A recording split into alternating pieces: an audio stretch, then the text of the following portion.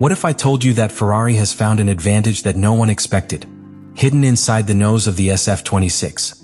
Because we are not talking about a simple aerodynamic improvement, we are talking about a hydraulic system so precise that it has completely surprised Lewis Hamilton and Charles Leclerc, two drivers who have seen absolutely everything in Formula One. The big question is, how is this system completely changing the behavior of the car, and why could it put Ferrari ahead of Mercedes in 2026? The first sensations were so shocking that even drivers of the level of Lewis Hamilton and Charles Leclerc were surprised. Not because Ferrari was fast, that was expected, but because of the clean response of the car. Telemetry confirmed it. Fewer corrections, fewer traction losses, much more precise corner entry, and above all, stability that eliminates one of the team's biggest historical problems. This completely changes the way you ride. It is no longer about reacting to the car, but about anticipating it with complete safety. This is where the real rival in this story begins to appear: Mercedes. For years, the German team has been the benchmark in stability, offering cars that allow the driver to exploit their maximum level without surprises. But Ferrari has directly attacked that strength, and it has done so with a solution that not only matches that stability, but amplifies it through active technology. While Mercedes continues to optimize its concept, Ferrari is already operating at a different level of integration, where hydraulics, aerodynamics, and electronics work as a single entity. This is not an incremental improvement, it is a change in mindset. Ferrari has gone from chasing performance to controlling the behavior of the car as a whole. And when that happens, the impact is not just seen in a fast lap, but in the entire weekend. Qualifying, race pace, tire management, and above all, consistency. Because in today's Formula One, where the differences are minimal, the ability to repeat laps at the limit without errors is what defines the champion teams. This is the starting point for everything that comes after. It is not just a technical innovation, it is the basis of an advantage that can change the order of the grid. Ferrari is no longer reacting to Mercedes, now it is Mercedes who could be forced to respond.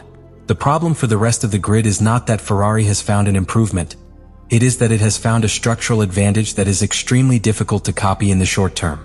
Because when you analyze this hydraulic system in depth, you realize that it is not an isolated piece that you can replicate with an update, it is a complete design philosophy that conditions the entire car from its internal architecture. And this is where the real impact begins in the direct fight against Mercedes. To understand the magnitude of this, you have to go beyond the obvious. The SF20SIXS hydraulic system not only acts quickly, it acts with a precision that allows the car's behavior to be coordinated with active aerodynamics in a way that other equipment has not yet mastered. In a scenario where each team can modify their wings, the real difference is not in having that ability but in how you use it. Ferrari has managed to make the front and rear wing work as a perfectly synchronized unit, adjusting the load distribution in real time depending on the car's situation. This means that the SF26 does not lose balance between straights and curves, something that historically required compromises in setup. And this is where Mercedes begins to be exposed. The German team has traditionally been brilliant at finding very solid operating windows, but has also relied heavily on extremely fine-tuned setups. That works when the car is predictable in a specific range, but it becomes a limitation when you face a rival that can dynamically adapt to every meter of the circuit. Ferrari doesn't need to get a perfect window right, because your car is constantly adjusting it. That difference completely changes the development approach. The most critical thing about all of this is how it directly affects the driver's performance in real racing conditions.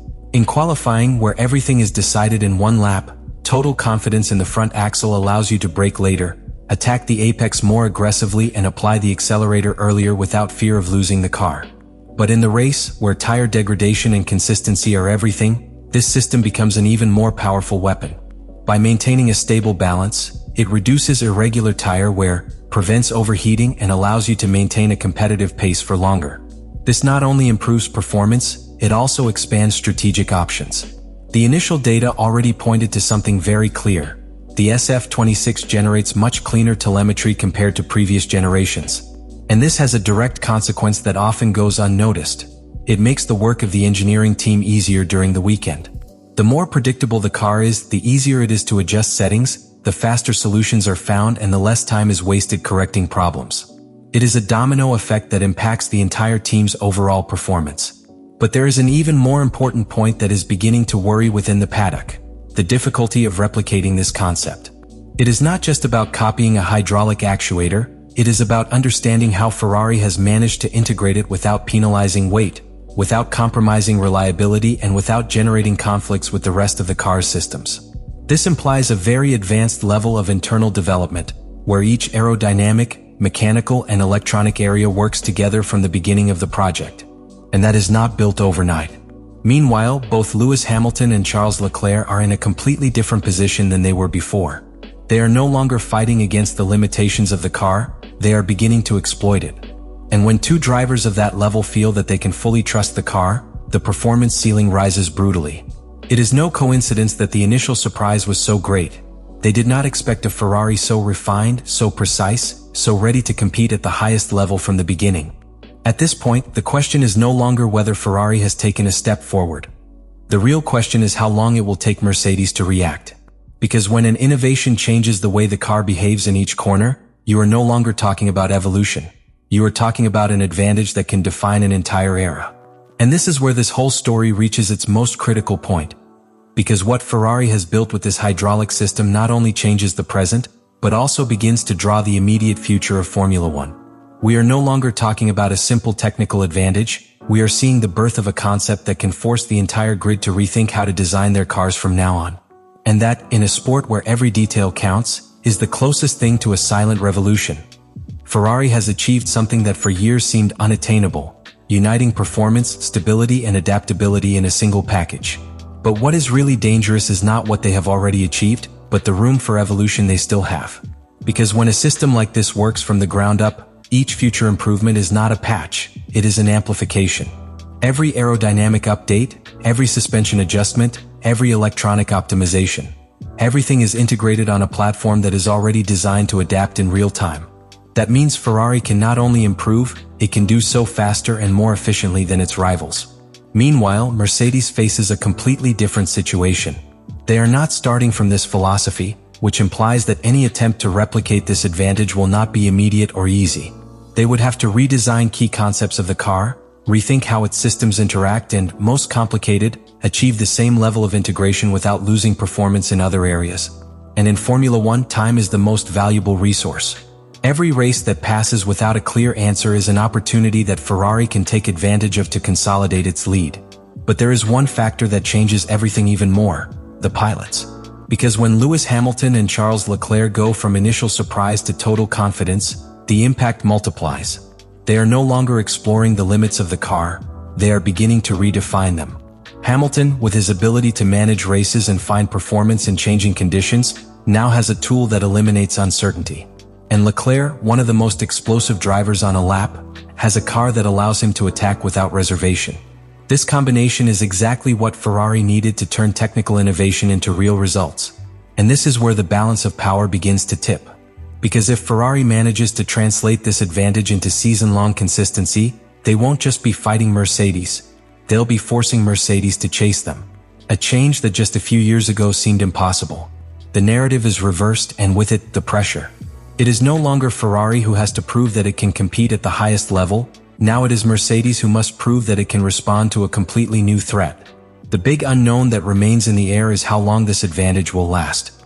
In Formula One, no innovation remains exclusive forever, but not all are easy to copy. And this system, due to its complexity and level of integration, seems to be in that category that requires time, resources, and a deep understanding to be replicated. That gives Ferrari an extremely valuable window of opportunity. So in the end, it all comes down to one key idea. Ferrari hasn't just improved its car, it's changed the rules of the game and how it's controlled. And if no one manages to catch them in time, this hydraulic optimization could be remembered as the exact point at which Ferrari went from being a contender to once again becoming the team to beat in Formula One. The conclusion of all this is as clear as it is forceful. Ferrari has stopped chasing to start leading the way. What they have achieved with the optimization of their hydraulic system is not simply another technical improvement within the development of the SF26. It is a profound change in the way in which a car can behave, respond, and adapt to each situation on the track. And when that type of advance appears, it is not measured only in tenths, it is measured in real competitive impact. Because while other teams continue to search for the perfect balance through traditional setups, Ferrari has eliminated that need. They have built a car that adjusts itself, that offers constant confidence and that allows its drivers to exploit their maximum level without the limitations that previously existed. And that, in a sport where every mistake costs positions, is a huge advantage. The surprise of Lewis Hamilton and Charles Leclerc is not a coincidence. It is the most evident proof that this Ferrari is at a different level than what they themselves expected. Faced with this, Mercedes finds itself in an uncomfortable position. Not because it has lost its technical capacity, but because it must now react to a concept that it does not control. And in modern Formula One, reacting is always more difficult than leading. Each race that passes without a clear answer can widen a gap that will not only be technical, but also psychological within the championship. In the end, everything converges on the same idea. Ferrari has found a way to turn technology into confidence and confidence into performance. If they manage to maintain this line of development, they will not only be in the fight, they will be one step ahead. And that changes absolutely everything. If you want, in the next step we can further expand the first block with greater technical and comparative depth to make it even more powerful. Let me know in the comments what you think about all this.